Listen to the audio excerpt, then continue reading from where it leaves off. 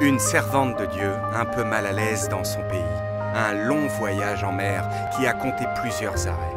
Une maladie chronique et aucune réponse du Seigneur. Un prophète se laisse-t-il décourager? Non, il fait preuve de patience. Nous devons faire confiance à Dieu.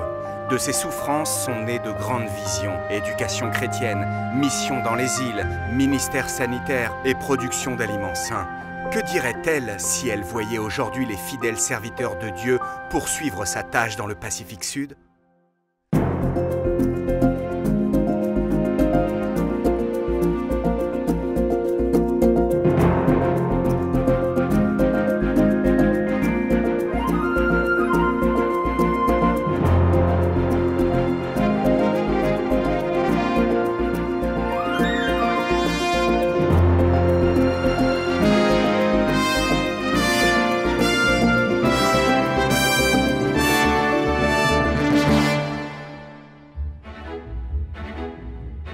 Une femme visionnaire, division du Pacifique Sud.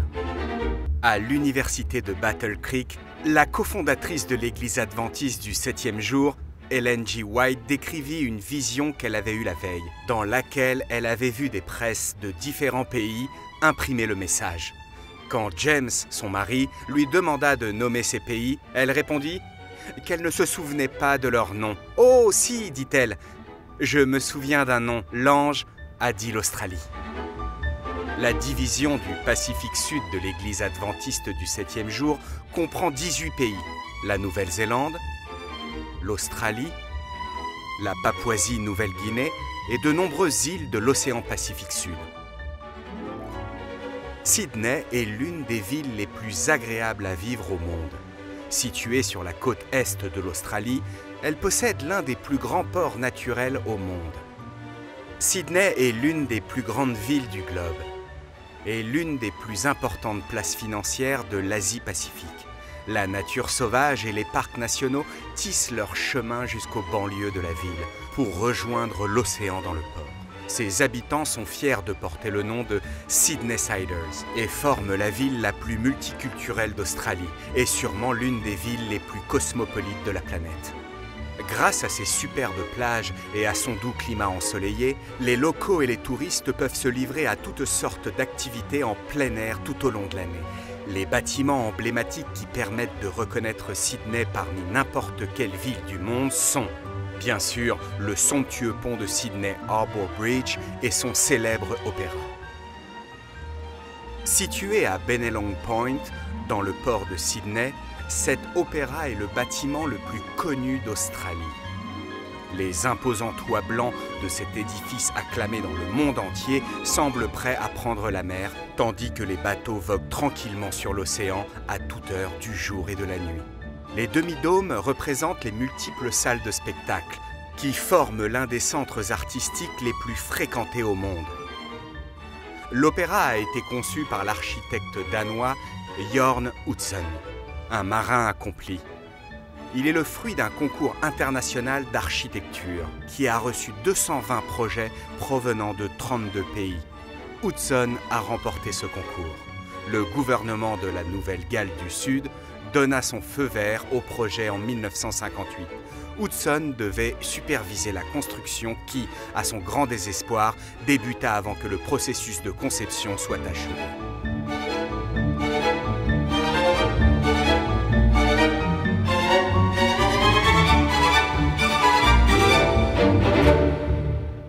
Utzon souhaitait créer une forme sculpturale qui rappellerait les voiles de la myriade de voiliers présents dans le port. Les tuiles du toit en étaient l'un des éléments majeurs et on dit que plus d'1 million de tuiles furent utilisées. Utzon passa 12 mois à créer ces tuiles dans l'une des meilleures usines de céramique du monde. L'architecte américain Louis Kahn a affirmé « Le soleil ignorait combien sa lumière était belle avant de la voir se refléter sur ce bâtiment ». Les murs de verre sont également l'une des caractéristiques de l'édifice. Utzon a tiré son inspiration de la nature, les murs rappelant les oiseaux en vol. En 1965, des différends ont surgi entre Hudson et le gouvernement local. Les disputes au sujet des coûts et de la décoration intérieure se sont multipliées et la situation a atteint un point de non-retour en 1966. Le gouvernement a refusé de continuer à payer Hudson et ce dernier a démissionné alors que la plateforme avait été construite et que le toit était presque terminé. Pour Hudson, ce fut une catastrophe. En 1973, la cérémonie d'ouverture eut lieu sans lui. Il ne remit jamais les pieds en Australie. Et jusqu'à sa mort en 2008, il ne revit jamais le plus beau projet de sa vie qui lui avait demandé tant de travail. À 100 km au nord de Sydney, dans la petite ville de Currambong, se trouve une maison appelée Sunnyside. C'est la maison qu'Ellen White a habitée pendant les 9 années qu'elle a passées en Australie.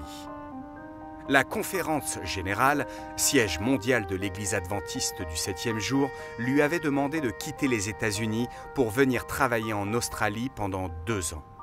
Il n'est jamais facile de changer de continent. Ellen White a d'ailleurs confié avoir souffert d'incessantes insomnies au cours de cette période, marquée par une profonde angoisse et le sentiment d'avoir un lourd fardeau à porter. Ce séjour en Australie lui permettait de fuir.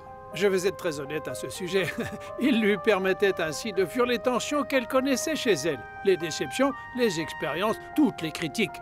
Elle est arrivée dans un nouveau pays, et dans ce pays, elle a eu l'occasion de transformer sa vision en un projet de grande envergure. Ellen White ne comprenait pas très bien pour quelles raisons on l'avait fait venir en Australie. Elle est arrivée en décembre 1891 et l'année 1892 a été l'une des périodes les plus difficiles de sa vie. Elle est tombée très malade. Les médecins étaient très pessimistes et pensaient qu'elle ne pourrait plus jamais marcher. En lisant attentivement ses correspondances de l'époque, on voit bien qu'elle luttait. Elle demandait à Dieu « Mais où es-tu? Pourquoi ne réponds-tu pas à mes prières ?» J'ai remarqué que dans tous ces moments terribles, elle s'est concentrée sur un récit précis de la Bible.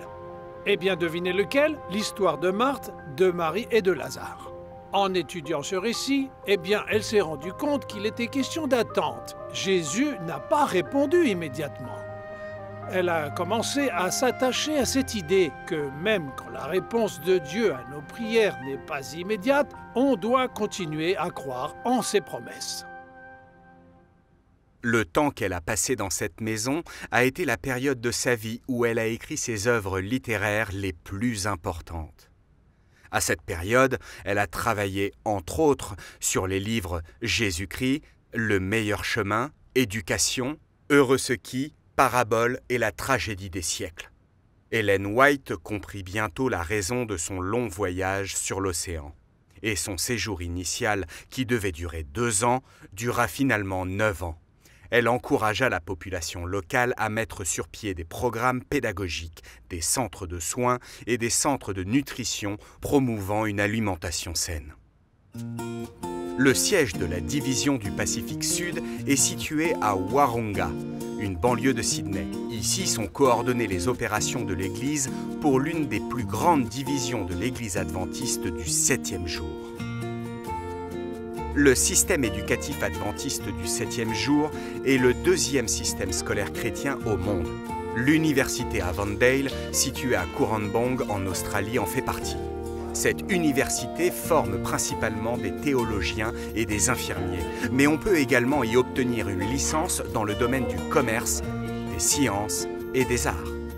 Environ 60% des étudiants de premier cycle sont en internat. Cela leur permet d'échanger avec les autres étudiants et de partager des activités avec eux, ce qui est l'une des forces de ce genre de dispositif. Pendant tout l'été, les étudiants et le personnel sont invités à un forum au centre du campus.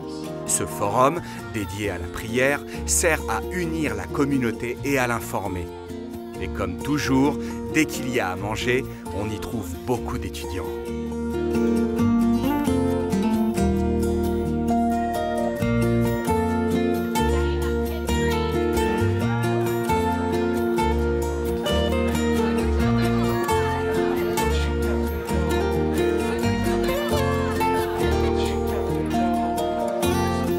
Ellen White a eu une grande influence sur la fondation de l'université. À son retour d'une excursion en Nouvelle-Zélande en décembre 1893, la recherche d'un terrain commença sérieusement. La souffrance des familles observant le sabbat, dont beaucoup avaient perdu leur toit, avait amené les dirigeants de l'Église à décider que ce terrain devait être assez grand pour fournir de petites fermes à ces familles. Une propriété d'une superficie de 6 km² fut achetée à Coranbong pour 4 500 $. Un expert en agriculture du gouvernement avait rendu un rapport négatif sur la qualité de la terre, mais les autres terrains disponibles étaient bien trop chers pour l'Église. Ellen White avait eu plusieurs visions de récoltes abondantes. Elle avait même rêvé d'un homme qui lui disait que la terre n'y était pas fertile. On l'avait averti qu'il s'agissait d'un faux témoin. Elle avait aussi rêvé d'un sillon creusé à cet endroit. Il serait ensuite identifié comme étant celui d'Avondale. Aujourd'hui, un petit monument est érigé à cet endroit. Après de nombreux débats et beaucoup d'hésitations, le comité vota en faveur de l'achat, ce qui amena donc à la création de l'Université missionnaire d'Australasie en 1894, un centre de formation pour les missionnaires. Permettez-moi de vous rappeler que dans le livre Éducation, elle nous livre ses espoirs pour la jeunesse. Elle écrit « L'éducation ne sert pas seulement à nous préparer à notre mission dans cette vie, mais aussi à notre ministère dans la vie, pour l'éternité. » C'est très ambitieux. Elle a poussé les gens à développer leurs talents, leurs capacités pour améliorer la société. Ellen White a encouragé les gens à partir comme missionnaires dans les îles du Pacifique. La plupart des adventistes du 7e jour de la région vivent sur ces îles, principalement en Papouasie-Nouvelle-Guinée.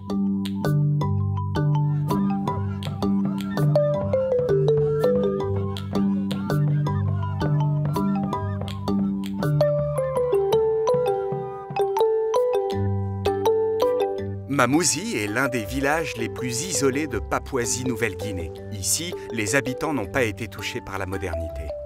On n'accède à cet endroit que par avion, puisqu'il n'y a pas de route dans la jungle et les montagnes environnantes. Les services d'aviation adventistes y amènent régulièrement des médicaments et du personnel soignant qui a établi des dispensaires pour traiter les malades. Dans cette région, le message des 3 anges s'enlisait dans la boue ou dépendait du transport maritime jusqu'en 1964 et l'arrivée du premier avion. Ces pilotes affrontent un terrain très dangereux et une météo souvent capricieuse. Ils doivent atterrir sur des pistes accidentées souvent très mal entretenues. Il y a longtemps, les missionnaires ont introduit en Papouasie-Nouvelle-Guinée le révolutionnaire téléphone à doigts. Il a fallu du temps à Denako pour apprendre à s'en servir. Après plusieurs tentatives, il le maîtrise. Aujourd'hui, une technologie plus récente a été introduite par l'émission It Is Written Oceania. À son arrivée, le présentateur Gary Kent a rencontré le chef de Mamoudzou. Vous m'avez offert une chose très précieuse dans votre vallée. Et je vous promets qu'aujourd'hui, je vous ferai un cadeau d'une valeur égale. Quand on nous aura donné les Bibles audio, je viendrai dans votre village pour distribuer aux habitants une Bible audio afin qu'ils entendent la parole de Dieu dans la langue qu'ils parlent, le pidgin, pour la première fois. Le pasteur Gary Kent a tenu une campagne d'évangélisation à Mount Egan. Certains soirs, plus de 15 000 personnes étaient là. Parmi la foule présente figuraient 160 villageois de Mamoudzou. Ils avaient marché pendant 4 jours pour venir entendre le message. Ce qu'ils ont entendu les a éblouis et inspirés. Avant de partir, le chef de Mamoudzou a remercié le pasteur et lui a fait un magnifique cadeau, les plumes d'un oiseau de paradis. Quelques mois plus tard, des Bibles audio ont été distribuées aux villageois de Mamoudzou. Les gens ont été stupéfaits d'entendre la Bible dans leur langue, le pidgin. Ils ont ainsi pu entendre comment mener leur vie sur terre et comment se préparer à l'imminent retour du Christ. Ces Bibles audio ne nécessitent pas d'électricité, elles se rechargent à l'énergie solaire. Grâce aux services d'aviation adventiste et à plusieurs programmes médicaux et d'évangélisation, l'Église prospère rapidement dans les îles du Pacifique Sud. On trouve des kangourous dans toute l'Australie et la Tasmanie. Ce sont les symboles du pays. Ces mammifères ont de longues pattes arrière, de larges pieds, faits pour sauter, et une longue et robuste queue qui leur permet de tenir en équilibre. Ces deux jeunes mâles ne sont pas en train de se battre, ils s'entraînent simplement. Les femelles ont une poche dans laquelle leurs bébés terminent leur développement postnatal. Il y a 4 espèces de kangourous.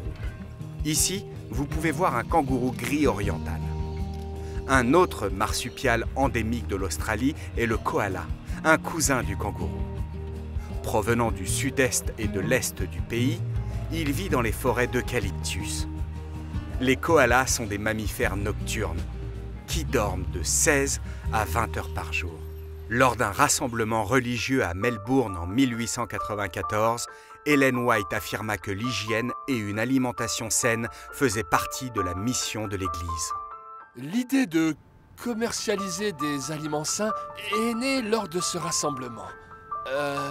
Lors du rassemblement, on leur a servi des repas hygiéniques, donc autrement dit des repas sans viande.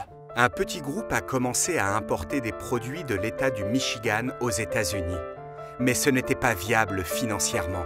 Alors, en 1897, on a fait venir un boulanger des États-Unis et une petite usine a été ouverte à Melbourne. L'année suivante, l'entreprise déménageait à Corranbong où était située l'université Avondale. Aujourd'hui, notre compagnie est leader sur le marché des céréales en Australie et en Nouvelle-Zélande. On possède les 2 premières marques. Sur ce marché, nous sommes le premier producteur de boissons non lactées. Nous sommes également le premier producteur de substituts de viande végétarien. Donc, depuis toutes ces années, notre entreprise a prospéré. On a de la chance. Qu'on en mette 5 avec des bananes ou qu'on en écrase 3 dans un bol, qu'on les déguste dans un smoothie ou en entier, que ce soit une nouveauté ou la recette habituelle. Une excellente raison de se lancer. Nous avons exaucé la vision qu'Ellen White avait de la santé, qui est que ce commerce est la propriété de Dieu. C'est le cadeau qu'il fait à son peuple, et ses profits doivent alléger les souffrances des hommes dans le monde. Nous avons déployé tous nos efforts pour vous ramener le meilleur de Pukekohe en Nouvelle-Zélande, soupe aux poireaux et à la pomme de terre de Pukekohe. Notre mission est très simple. C'est de mettre en pratique le message de santé, un ministère de l'Église adventiste, d'une manière moderne et efficace dans notre communauté. Dans notre déclaration de mission, il est stipulé que notre but est d'amener un message de santé à la communauté. Nous utilisons diverses méthodes, comme la vente de produits diététiques, dont nous savons qu'elle sera bénéfique pour l'ensemble de la communauté.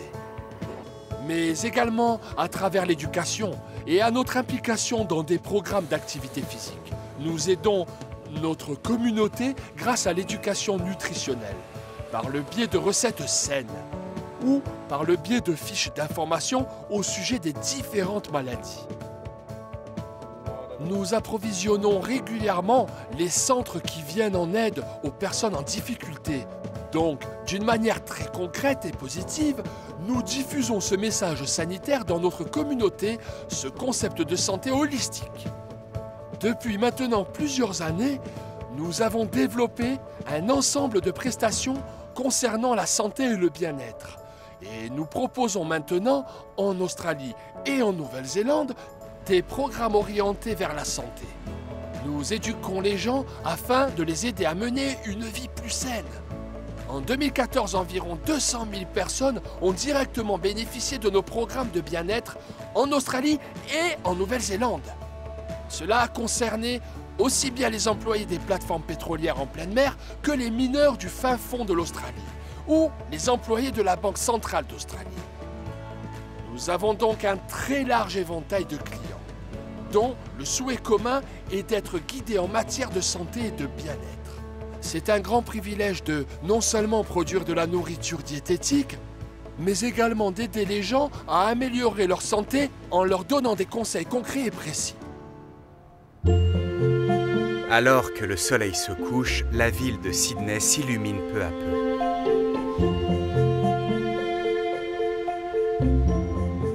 Son célèbre opéra se met soudain à briller de mille feux.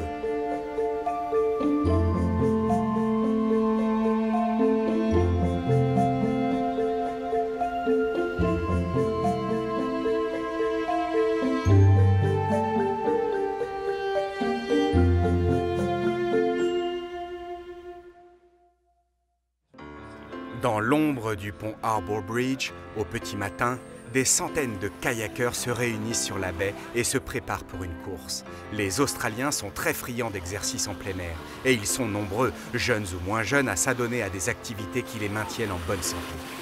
Chaque année, Sanitarium organise des triathlons pour enfants en Australie et en Nouvelle-Zélande. Ces compétitions rencontrent un franc succès et de plus en plus de participants s'y inscrivent. Nous organisons des épreuves de triathlon pour enfants. Cette année, plus de 38 000 enfants ont participé à ces épreuves. C'est le plus grand triathlon pour enfants au monde.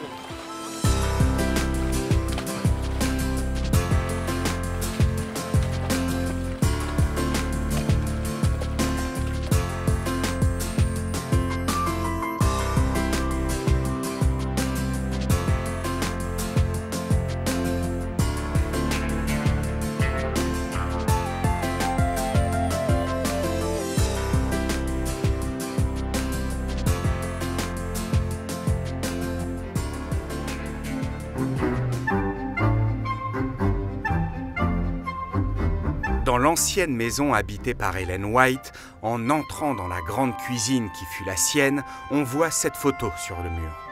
Elle date de 1897 et montre Ellen G. White et Madame Radley à l'endroit où se trouve actuellement l'hôpital adventiste de Sydney. Les 3 fils Radley attendent qu'Ellen White ait fini d'inspecter la propriété. À nos débuts, en 1903, notre but était d'ouvrir une structure où les gens prendraient soin d'eux. C'est la fonction d'un sanatorium. Apprendre aux gens à prendre soin d'eux. À l'époque, la campagne de Warunga se trouvait à plus d'une demi-journée de voyage de Sydney. Avec son air pur, ses laiteries et ses jardins potagers, c'était un lieu de retraite idéal pour nettoyer son organisme, pour se faire du bien. La philosophie du sanatorium était le rêve d'Ellen White et d'autres adventistes, des chrétiens qui avaient compris l'importance de partager le message de santé du Christ. En avance sur leur temps, ils proposaient des services de soins à la communauté, tout en promouvant activement une réjuvénation reposante, une alimentation saine et des activités physiques afin d'avoir un corps sain dans un esprit sain. C'était la vision initiale qui représente l'esprit pionnier du sanatorium original. Ouvert en 1903, l'établissement comptait 70 lits. Il a été construit à Warunga afin que son évolution constante satisfasse les besoins changeants de la communauté et reflète le vieillissement de la population et son augmentation. Le site a connu une expansion considérable. Le sanatorium est devenu l'hôpital sanatorium de Sydney quand on a pu y accomplir des actes chirurgicaux. Et à l'époque, la chirurgie était bien moins sophistiquée qu'aujourd'hui. Mais c'était une étape très importante pour pouvoir aider ceux qui avaient des problèmes de santé impossibles à résoudre autrement. Et en nous développant, nous avons fait des progrès considérables dans ce domaine. Aujourd'hui, nous sommes le plus grand hôpital privé à but non lucratif de la Nouvelle-Galles du Sud. Notre but a toujours été de suivre l'exemple du Christ, qui est de soigner et d'aider les gens à avoir une vie meilleure en adoptant un mode de vie plus sain. Car, en fin de compte, je crois que le plus important est de créer un environnement au sein duquel le personnel soignant peut pratiquer une médecine d'excellence au meilleur endroit avec le meilleur équipement. L'association de tous ces éléments nous permet d'offrir aux malades les meilleurs soins possibles.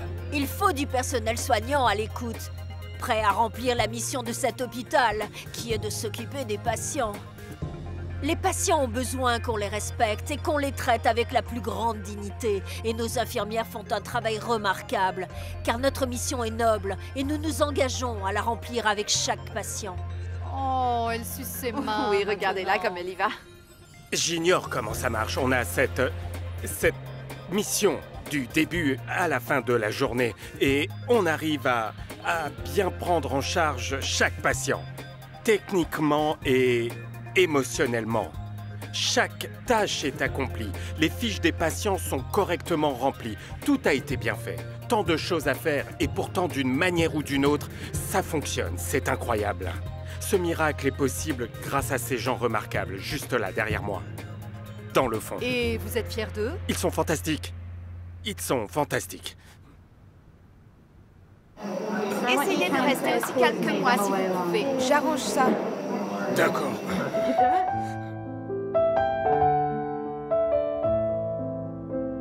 Ne placez pas votre bougie sous un boisseau ou sous un lit, mais sur un chandelier afin d'éclairer tous les membres de la maison.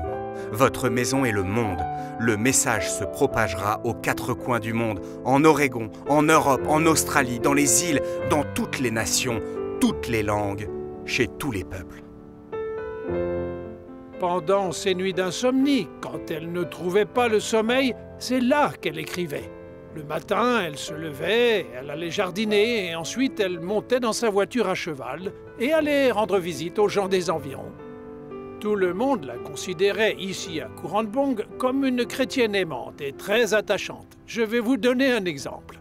Avant qu'Ellen White ne quitte l'Australie pour retourner chez elle, les membres des églises adventistes de tout le pays lui ont offert un album où ils lui exprimaient toute leur affection. Et ici, les gens la voyaient comme une mère très aimante. Mais il y avait aussi un homme qui ne faisait pas partie de l'église adventiste.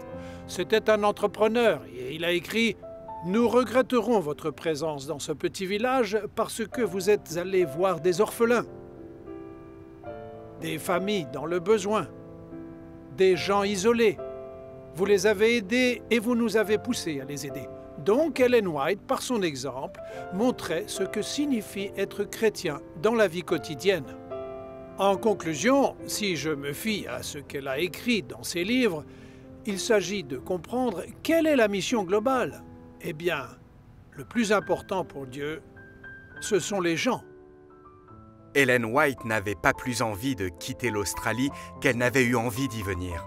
Cette femme a stimulé l'expansion de l'éducation chrétienne, la mission de l'Église, y compris sanitaire.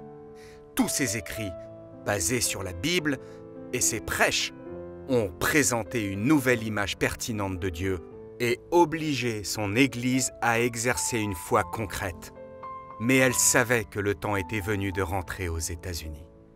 Comme Hudson, l'architecte danois qui conçut l'opéra de Sydney sans jamais pouvoir admirer la réalisation de son œuvre, Ellen White quitta l'Australie sans jamais voir l'incroyable manière dont son travail s'était développé. Aussi emblématique qu'est devenu l'opéra de Sydney, pour ce pays, tout comme l'héritage d'Ellen White pour l'Église adventiste dans le Pacifique Sud et dans le monde entier.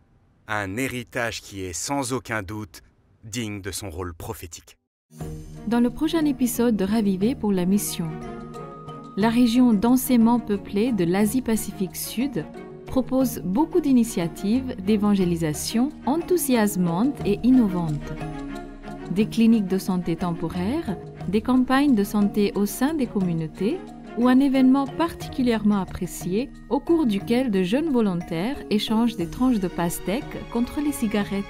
Tout cela permet d'offrir de l'espoir.